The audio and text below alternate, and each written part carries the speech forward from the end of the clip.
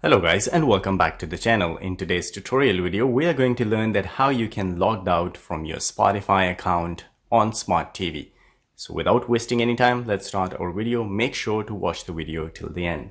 So the first thing you need to do is to go to the apps on your Smart TV. You need to launch the application first. So I will scroll down your apps and then you need to just scroll to the right of the screen where you will find Spotify. Tap on that one, it will bring you here. From here you need to go to the right of the screen, just beside your profile. As you can see here, you will find the setting option. Tap on that one, and here, as you can see, just below your profile photo, you will find forget me on this device. So if I tap on that one, as you can see now, they say that you want to log in or sign up for free. So that means I am logged out of my device. So guys, if you did not find this on your Smart TV, there is another option that you could do it.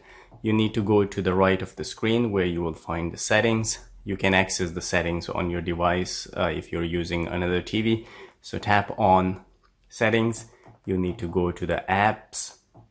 Once you tap on apps, you need to go to see all apps, scroll down till you find Spotify. You need to tap on that one, and from here you will find the option clear data.